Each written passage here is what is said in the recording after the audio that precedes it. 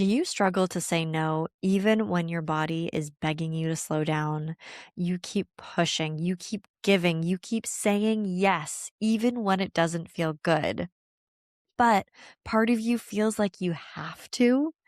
Well, eventually that pattern might just catch up to you. If this resonates, I feel like this episode is going to be a powerful one. Welcome back to Becoming Unbound. I'm Carly Butler, and on this podcast, we talk about all of the ways that we keep ourselves stuck and how to break free of those old patterns and the things that are keeping our small selves in the forefront. So, in today's episode, I sit down with Naomi Tessler, who is a beautiful human being inside and out. This conversation is amazing, friends. She is a intuitive healer, a community arts facilitator, a drama therapy worker, and someone who truly embodies what it means to find freedom within yourself through songs, through her voice. She has had nearly 2 decades of experience in her field as a multidisciplinary artist, Reiki master, energy intuitive, and she helps people move through old patterns and reconnect to their intuition. In our episode today, we talk about boundaries, we talk about parts work, we talk about the different roles that we have, and she shares a beautiful story of what freedom means to her and how unlocking her voice was that key to freedom.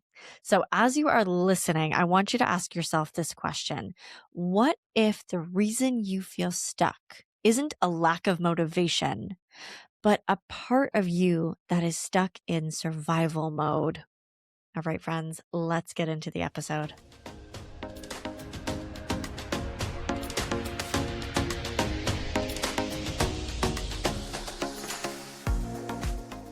Naomi, welcome to Becoming Unbound. I'm so happy to have you today. I'm so delighted to be here. I really appreciate and respect the work you do with your podcast, and I just feel honored to be part of it. Thanks. Hopefully, today we are going to inspire and maybe give some really cool techniques for people who want to feel a little bit more free or are just feeling a little bit stuck in their life. So, Naomi, was there a time in your life that you felt stuck and you recognized that there was something that needed to shift or change? Absolutely. There's been many moments in my life like that. I'm 42 now, and I lived with this pattern of constantly feeling like I had to do everything myself. Mm. As a solo entrepreneur, I have a theater company, I am an energy healer and a channel, Reiki master, singer, playwright, etc. I wear a lot of hats. And yeah, it always felt like I had this rhythm of being my own boss, which I love, and yet to a fault Mhm. of taking on way too much and burning out. So I would go really, really big and then fall apart, and really, really big, do so much, put out all these amazing things in the world and fall apart. And my pattern was completely unsustainable Mm. to the point of, struggling with mental health, moving to deep depressions and then moving through it, but then, doing the same habits of going really hard all by myself and then crashing and recognizing that I am no good to my clients, to my participants and workshops and projects, even to audiences, if I'm not taking care of myself, if I'm not giving myself time to rest and recognizing that, as there's a big movement right now, that rest is revolutionary, Mhm. rest is resistance to our capitalist culture. So yeah, I learned the hard way, body, mind, heart, and spirit, that practice of going at everything alone, it really doesn't serve me anymore. And I'd say my biggest crash happened during the pandemic, when we had to pivot everything online. And all the time I spent with the computer, where I was used to spending so much time with people in person, connecting, co-creating artistically, doing healing sessions in person.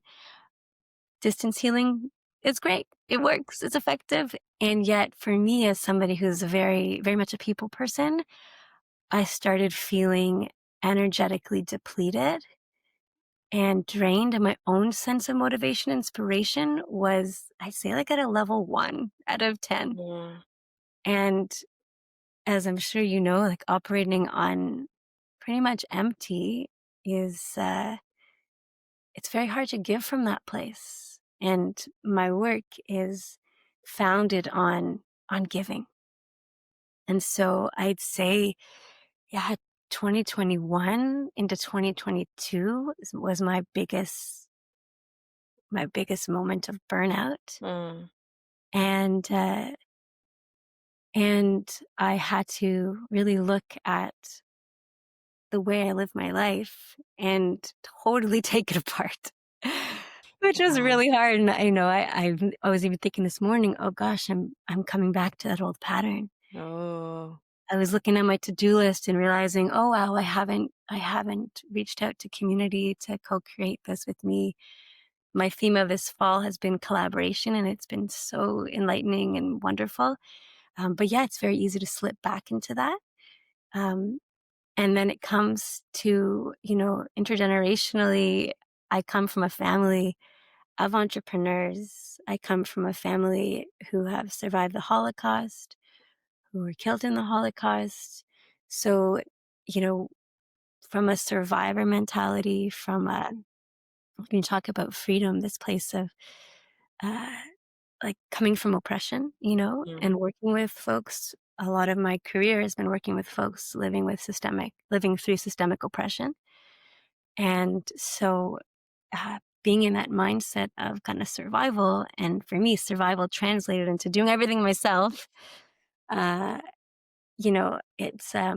it's not only been a shift for me personally, it's had to, this recognition of we heal forward and backwards. So Mm. looking at how to heal the intergenerational trauma, the ancestral trauma that's encoded in my DNA to be able to transform this conditioned way of being in the world. Yeah, I think that resonates so beautifully because as solopreneurs, you can take on so much to survive because it's comfortable, because maybe you feel like you're the only person you can trust because there's so many other people out there that maybe you've had experiences where you don't trust. So you end up just stacking all of this on top of you. And it sounds like to me, it's all from this beautiful place of wanting to get out your art, your healing, your creative juices into the community and to collaborate with other humans.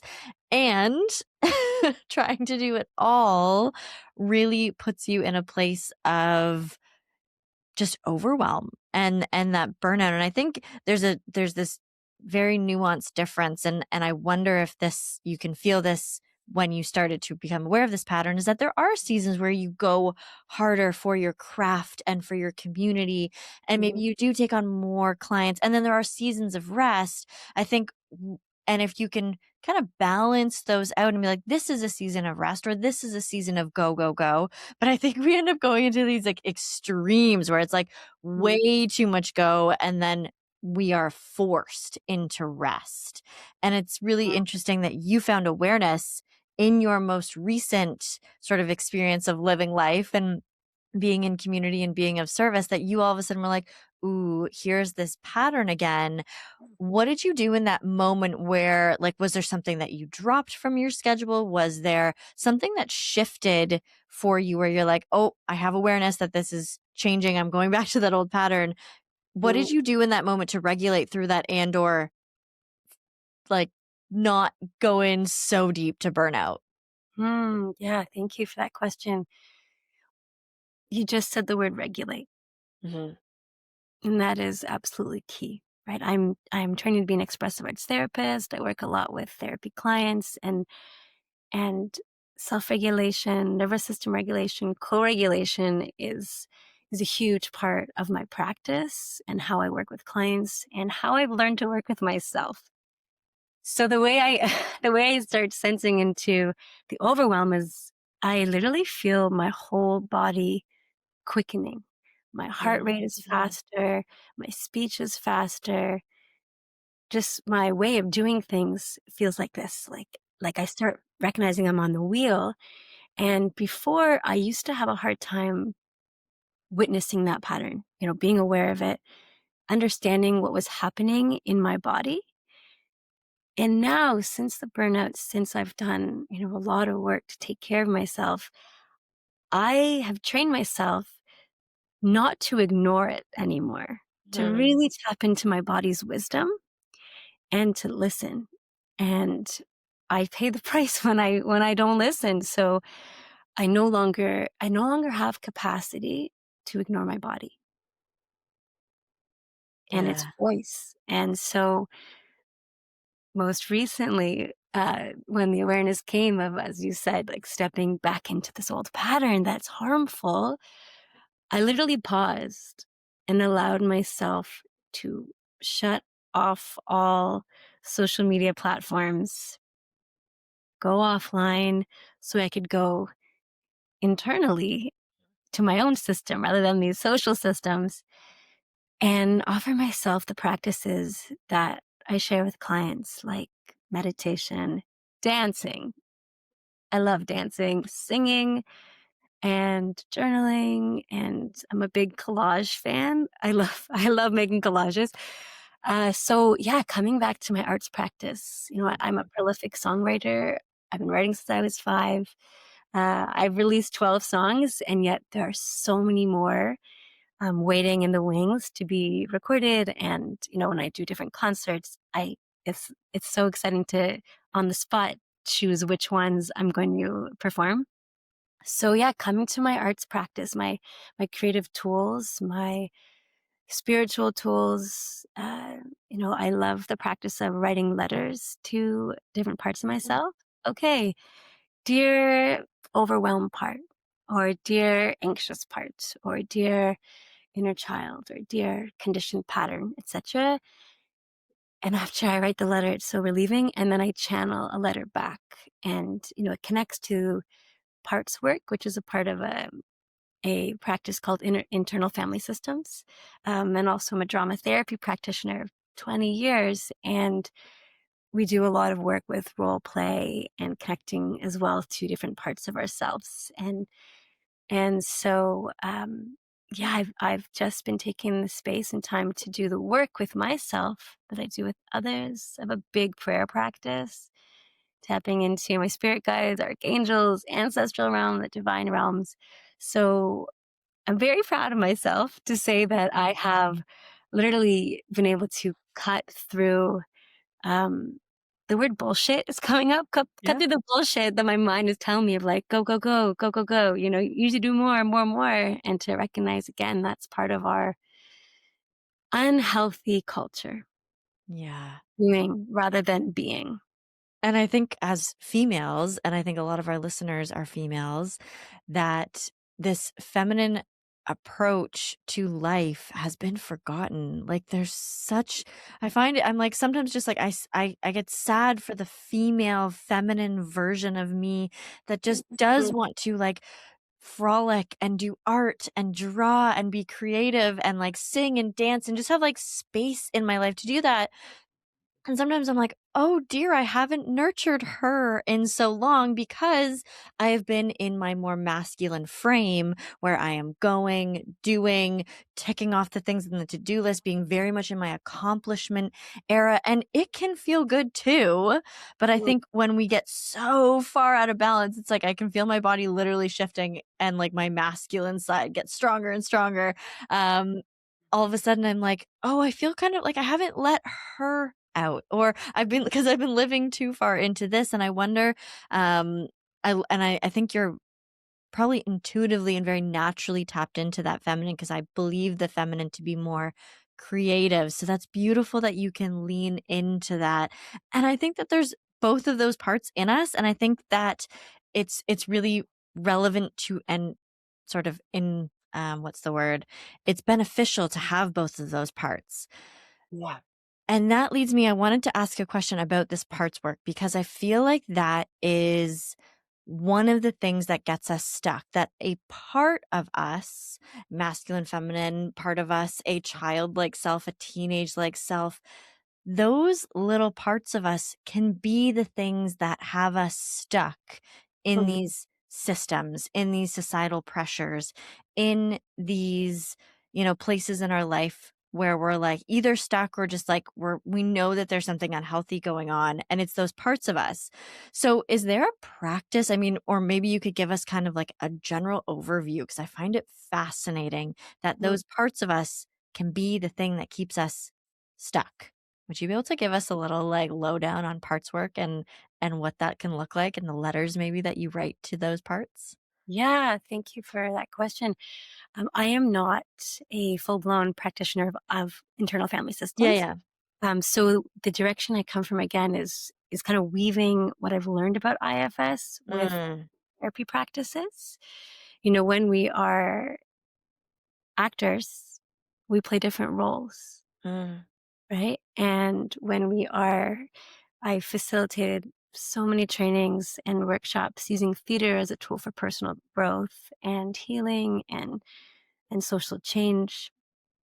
And in all the theater work and drama therapy practices I have facilitated and participated in, there's this understanding that there can be some spaciousness between the roles we play. mm, Whereas when we're stuck, we're going, going, going, and there's some pieces of ourselves that are not integrated.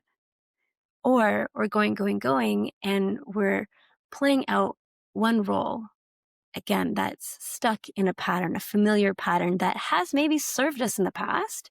Or if we go back ancestrally, that's maybe served us when we needed to run, or like way, way back, served us when we needed to run from a bear, right?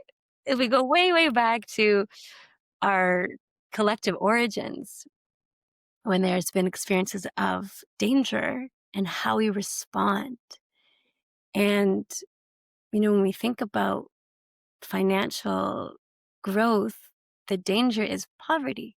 And so we're kind of moving, moving, moving, sometimes without thinking of in that survival mode of I have to keep going, have to keep going because we're playing this role of keeping up with society, right? Of keeping up with the social norms that have been established. So if I look at the different parts of myself, um, and what I find fun and playful in IFS and then in drama therapy is we give the roles a name. We give the different parts a name. And the name that I've given to to the part of me that's like the cheerleader and peppy and wants to go, go, go and give, give, give, et cetera, et cetera, et cetera. She's Patty Simcox. I don't know if you're familiar with Grease. I was a big fan of Grease when I was a kid. I know all the songs and I'd watched the movie so many times. And so if you're familiar with Grease, you know that Patty Simcox is the unconditional cheerleader.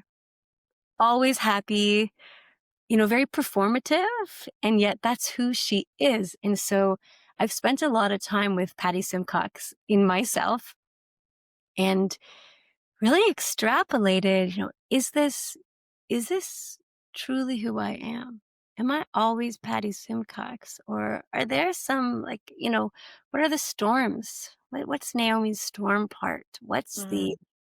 the unconditional falling rain part? There's I'm using a lot of nature examples, which I'm delighted by.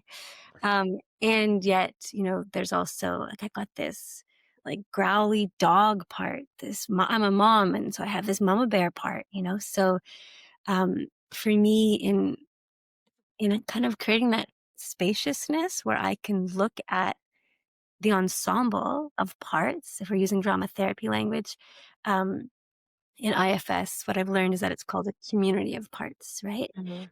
And so, whichever practice I'm coming from, when I can have that opportunity to get to know each of these parts or each of these roles that serve me in different moments of my life, like I love Patty Simcox part of Naomi in certain moments, and then other times when I named the word performative, and other times it's performative.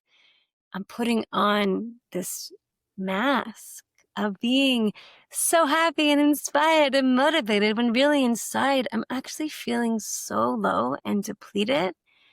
And I used to think that that performative aspect of me was kind of the main draw people had to me and the services I provide. You know, and I was running projects with many, many different populations over the years, creating projects about systemic issues like elder abuse or the systemic barriers in the mental health system and the stigma attached to mental illness, working with refugees, with homeless youth. I've served a lot of different populations, and I've come with, my theater-based, drama therapy-based tools, and now expressive arts therapy tools and energy healing tools and more. I have felt that I've had to come with this big smile.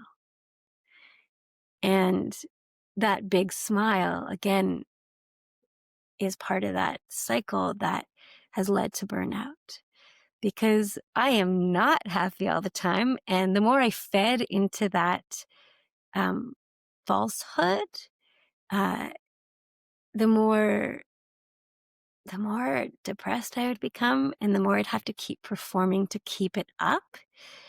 And what I've learned over the past several years, particularly the past 3 years, through that ongoing pattern of go and then burn, go and burn, ignite and burn, we could say, as a fire metaphor, is that when I'm able to be fully real with people, fully honest with myself, come from a place of grief, come from a place of the full spectrum of who I am, my place of anger and rage and frustration and annoyance and also deep joy and ecstasy and passion and compassion. Um, I recognize that people can relate to me even more Mm. because I'm relating to all parts of myself and not shutting them off, casting them aside, which is what I've learned about IFS also is we cast parts and we put certain parts in exile. And again, in theater, um, we're playing certain characters to the detriment of the other parts that want to come through.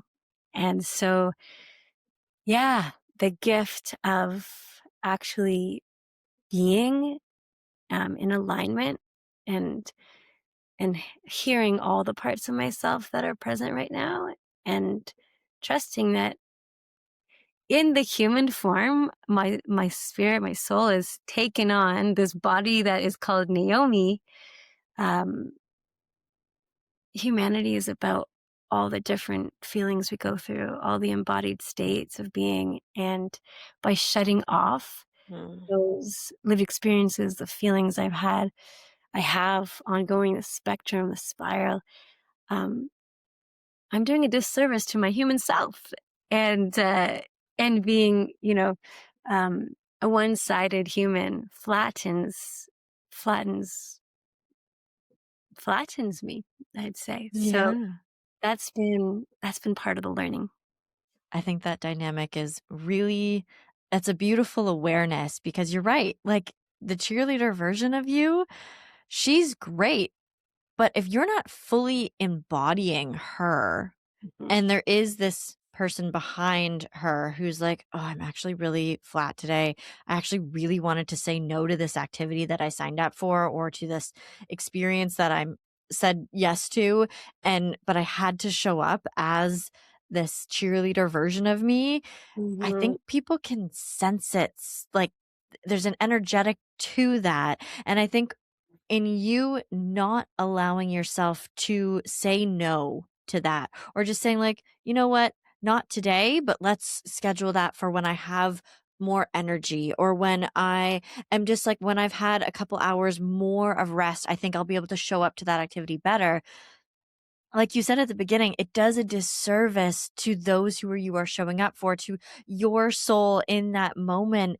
Mhm. And I think it's okay to say no and have those boundaries to say, I'm going to go to this. And, cheerleader Naomi would have said, you know, I'm going to stay for the whole event and I'm going to be here in my fullest. I'm going to cheerlead everyone on. I'm going to set up and take down and I'm going to be here for the whole thing.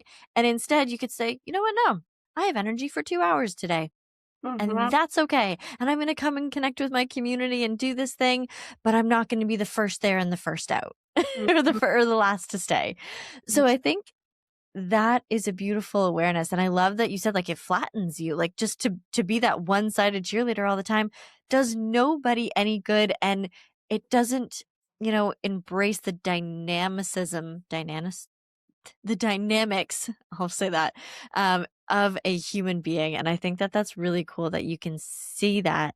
So, how does one start to say no or to live in those different, versions of ourselves, those different parts where you're like, you know what? No, I don't want to do that today, but let's reschedule. Or like, no, that doesn't excite me at all in my current season. So I'm going to say no. Have you had practice doing that, or can you walk us through maybe how that feels or looks like to like say like maybe you feel like you want to say no but you don't know how to actually make that come to life? Absolutely. I love talking about boundaries. Yeah. Love it because I was boundaryless for so long, and the greatest teachers I have had and I have ongoing around boundaries is my children. Mm. Because becoming a mom, when I didn't set boundaries, healthy boundaries, chaos ensued. Chaos, chaos, chaos. And that was detrimental to everybody's well being in our household. I've got 2 kids and they're amazing and they're full of lots of energy and spirit and they don't get along all the time. I could feel like our house is on fire. Mm. And, uh, the moments when I feel out of control as a parent is when I recognize I have not set up expectations. I have not set up the boundaries that will hold a really strong, loving, compassionate container for all of us to coexist and to co regulate in our home. And so, yeah, as a mom, I think it took till my son was 3 when my daughter was born. And I'm still a student of boundaries. I think I'll be a student of boundaries my whole life. But yeah, saying no was traditionally very hard for me because I come from, the theater background of yes and Mm. motto as an improviser. Yes and I have done improvisation for over 20 years. And in my business I said yes and because again I wanted to grow financially. When people would even ask me things like, "Can you do a workshop on the health benefits of laughter?" I would say, "Yes, and," even though at the time, this was, I guess, like 15 years ago, I wasn't really sure what the health benefits of laughter were, but Mm. I said, "Yes, and," so I researched them and crafted a workshop for seniors on that topic. So, coming back to the learning with my children, when I was saying yes and all the time, it wasn't serving any of us. There's definitely a lot of times when I say yes and then when I recognize I am so depleted, I am not acting from a place of love and compassion to myself predominantly, and then that's trickling down to my children and my husband. Um, yeah, I feel like I've learned the hard way. Like a lot of moms, a lot of Yeah. parents. So in recognizing that behavioral patterns needed to shift completely in order to, well, at first it felt like in order to survive as a parent and now thrive as a parent, which is, changes, I'd say changes week to week, month to month, year to year, because my children are constantly evolving beings and so am I, you know?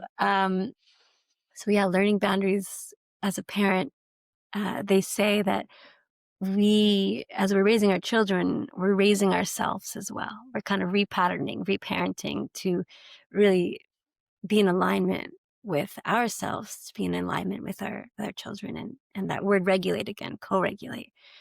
It's an ongoing learning for me of co-regulating with my family, my kids and my husband, and then family of origin, and then, family of being, human family. Yeah. So when you think about boundaries, when I think about boundaries, I actually get so excited about them and I celebrate them. I last night actually I went to my tap class. I'm a tap dancer, and I came home and I was so excited to go to bed. It was only 9:30, but I was so ready to get in bed, to do a meditation and journal, and then have a really good sleep. And, the an older version of myself maybe would have gone on social media, made some posts or checked out other people's posts and watched different people's Instagram videos, and I might have gotten lost in that Mhm. for a while. But coming to this place of saying, like you were saying no to activities when I don't have the energy, it feels so rewarding and empowering and soul nourishing, body nourishing. And when I work with clients, when I'm doing expressive arts therapy with clients or energy healing or coaching, I love when they say no to me. When I make an Mhm. invitation, when a suggestion or an offering, um, n- when I start a therapeutic relationship with a client, that's one of the first things I tell them. I say, when I am putting something out there and it doesn't feel good for you, it doesn't serve you, you get a strong reaction in your body, a resistance. I want you to say no with power. Mm. No, because that no to what I'm offering is a yes to yourself. And that's been the learning, the switching. When I say no to something that's not feeling good for me, I am still saying yes but I'm saying yes and to me. And like I'm teaching my clients, yes and to yourself is the biggest gift you can offer because Yeah.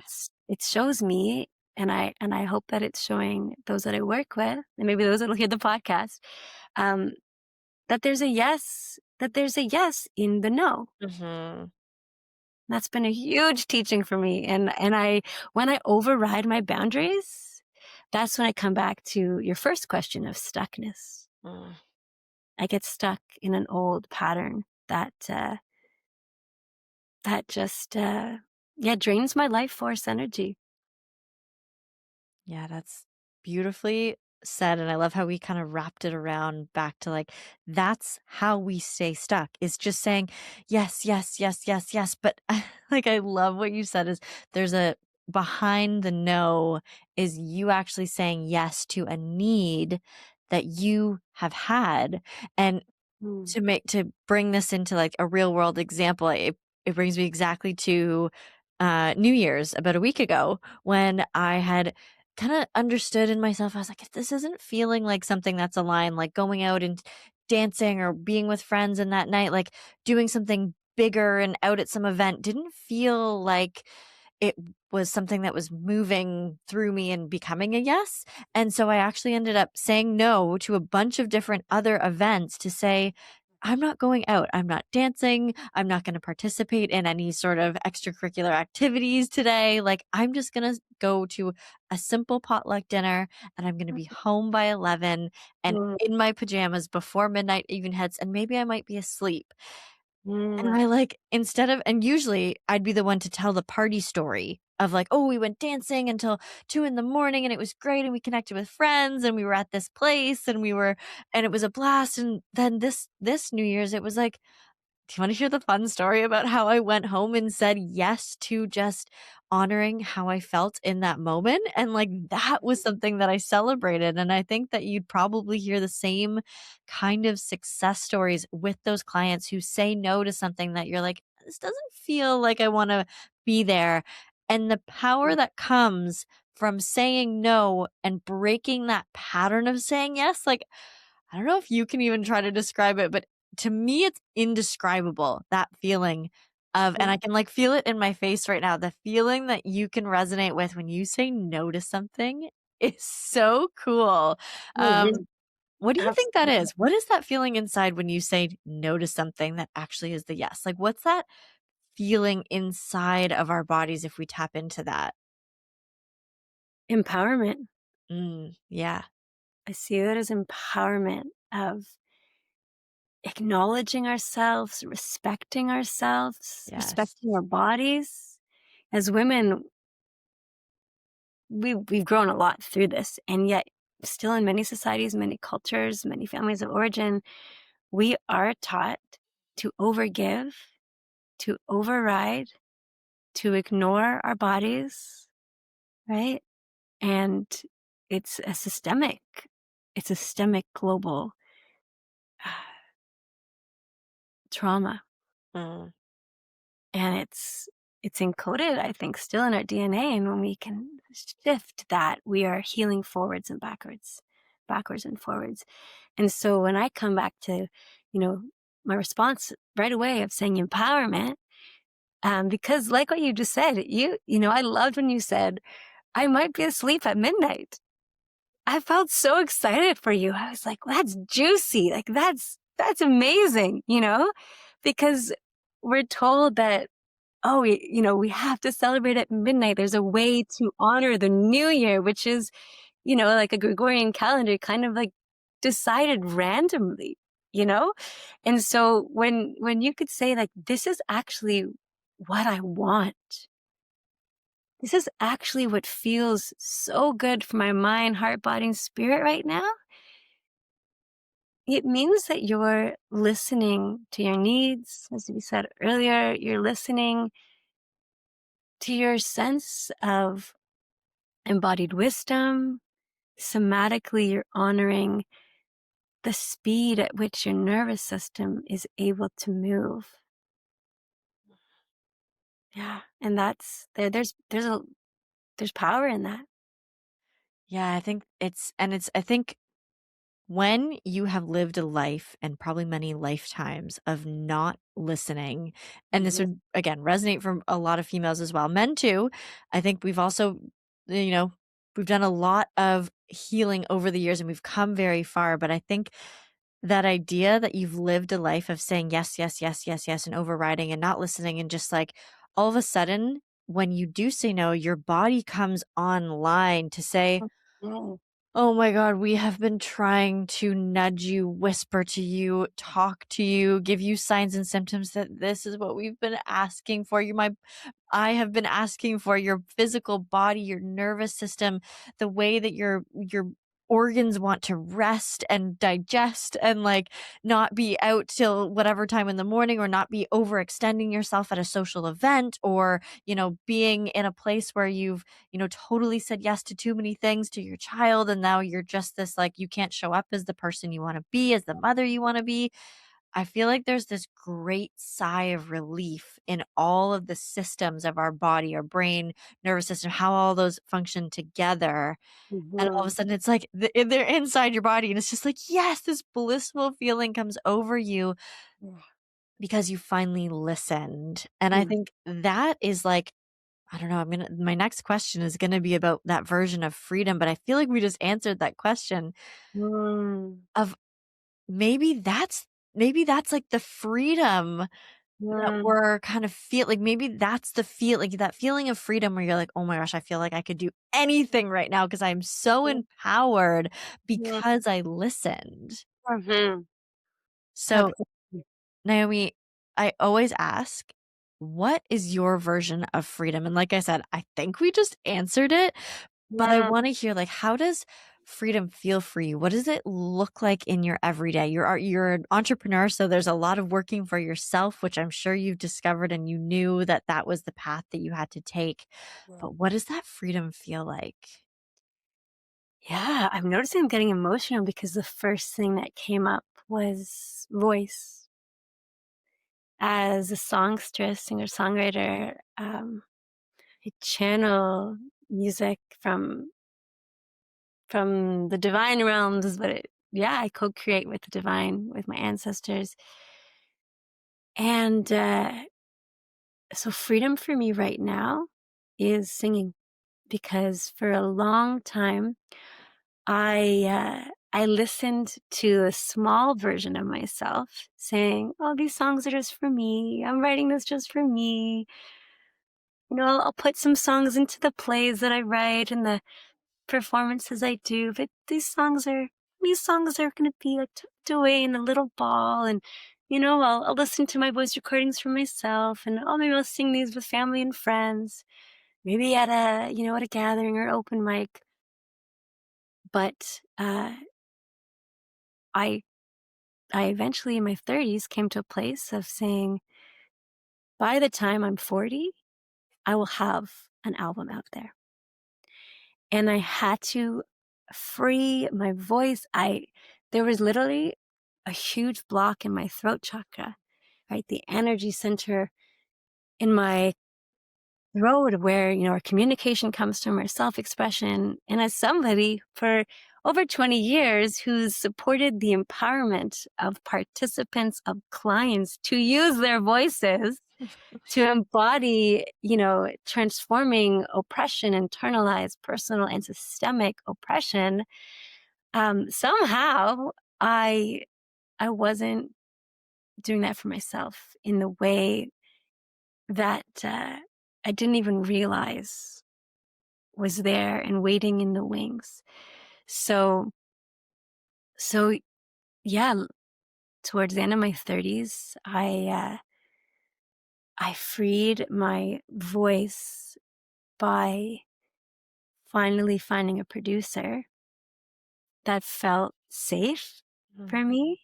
His name is Chris Gardner, and he's incredible. He's an internationally known bass player and producer. And when I met him, when I showed up in his studio, which was this beautiful Hyde Park apartment that he had, the recording space in his home was, there's a comfy couch and there's all these books on spirituality and philosophy. He had birch bark and feathers, and I just felt like I could relax and find deep ease in his space.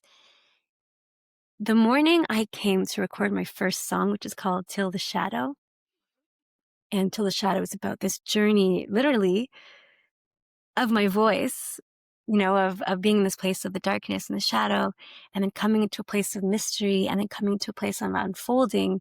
It documented a time in my life when I was going through struggle and then how I journeyed out of it. And and it also really documents this journey with my voice. So I had been tuning into a past life. I do a lot of past life work with clients and with myself. And this past life was literally a priestess, a healer who was also using her voice to speak out and to sing as a source of medicine, music as medicine. And this is, you know, trigger warning. For her ways of being in the world, she was tortured and she was sexually abused, and she was put in a cage. It was like thrown to the bottom of the ocean. That's what I tapped into before I showed up at the studio. Wow. It was so intense. Those who maybe don't connect with the idea of tapping into past lives, we can come back to the roles, the parts, right? So this ancient part of me that from childhood, was taught to my voice could be shared in these small ways, Mm. small, keep it tight. Don't quit your day job was actually a message that I heard about wanting to be a singer. Don't quit your day job. I was a kid. What day job did I have? Um, so, so tapping into that part of myself, an ancient part as a woman, as like someone who values like being a witch, being a medicine carrier, healer from past lives and present. It was so intense. I bawled my eyes out, and I brought that to Chris. I brought that story and I brought that energy, and we sat for 2 hours. I told him the entire story. We connected spirit to spirit. human to human. And he said, this, this is the work. This is the healing. This is the music. And everything you're sharing, Naomi, this is going to be a gift to the recording. And I recorded the vocals in one go because it was coming from a place of depth and rawness, and there was no Patty Simcox whatsoever. This was pure honesty, living in the light of my truth, and surrendering to allowing my voice, no matter how vulnerable and scared I felt to do that, to say yes to recording, that it was something that I was being called to do. I had to show up for. And initially I said, oh, I'm just going to record these tracks and put them out on, Mhm. you know, digital platforms, but I don't know if I'm going to perform. I'm going to keep performing in theater. I don't know if I want to perform a concert with my music. And that was, again, keeping myself small.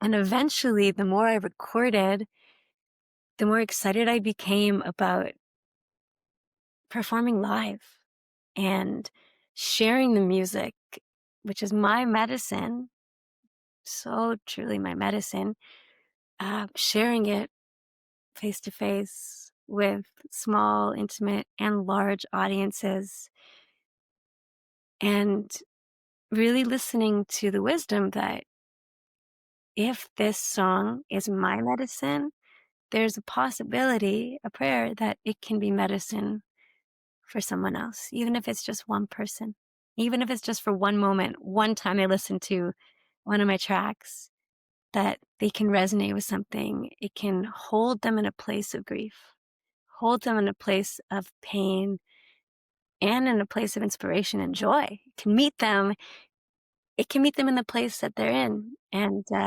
so a lot of my music talks about journeys of moving through the stuckness, moving through states of being that are incredibly trying. And also, as an arts activist for as long as I can remember, it also talks about, um, social change. And the album is called Possible because my title track um, is Possible. And it's actually about a prayer of standing together, Israelis, Palestinians, Jews, Arabs, really people all over the world, of standing together to create change. And the lyrics are, I guess I'll sing it, goes, I know we've got far to go, and I know change is so slow, but I believe that it's possible. Yes, I do believe that it's possible. Standing together, oh, oh, standing together, oh, oh, standing together, oh, oh. It's the only way to grow. It's the only way to grow. Yeah. So that's the gift Wow. of, like, having freed my voice. And I keep freeing it every concert, every recording. And I'm also modeling for my daughter, who's got an unbelievable voice, who also wants to be a singer. And yeah, showing her that it's possible. Beautiful. Wow, I'm blown away. That's incredible. Thank you Well, so much for sharing that.